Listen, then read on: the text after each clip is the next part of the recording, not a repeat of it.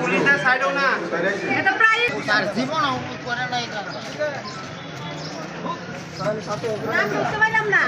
তুমি চলো তোর নাম কিরা নাম কিরা?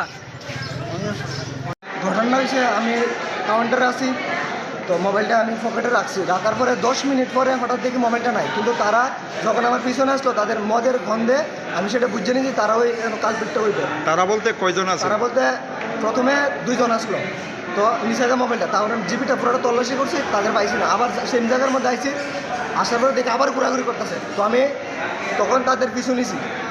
মিনিমাম 1 ঘন্টা ধরে তাদের ঘোরাঘুরি করতে করতে এই কাউন্টার এই কাউন্টার এই কাউন্টার এই কাউন্টার এটা ঘোরাঘুরি করতেছে, আর মদে তারা একদম বিপুল।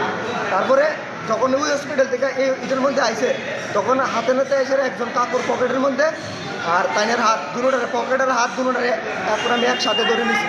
ধরনের পরে তাই এখন অস্বীকার দিতেছে আমার যে কোনোভাবে এটা নিকষ্ট আমার মোবাইলটা আমার লাগবে। আপনি মোবাইলটা পাইছেন নি ওর কাছে? এখন অব্দি পাইছি না, কিন্তু আরও 2 জন ছিল, তাদের কাছে মোবাইল হ্যান্ড ওভার করে দিছে। আপনার কোন পকেটে রাখছিলেন মোবাইল? আমার বুকের পকেটে রাখছিল। কোন জায়গাতে নিচে? যার নিচে ওই জিবির ভিতর দিয়ে কাউন্টারের সামনে থেকে। উনি ওই জায়গাতে কি করতে আসলো? উনি ওই জায়গাতে ঘোরাফেরা করতেছিল, এই চুরির ধান্দাতে ঘোরাফেরা করতেছিল, এবং তারা একদম ওয়াইন খাই রয়েছে, মানে মদ খাই রয়েছে। এটা আমি প্রথমেই বুঝছি, একদম সন্দেহ তাদের প্রতি আমার প্রথমে হয়েছে। তারপরে আমি তাদের পিছু নিয়েছি, পিছনে হয়তো হাতে না তাদের আমি ধরছি। ওনার সঙ্গে যে বাকি জন আসলো তারা কই? তারা একজন আসলো,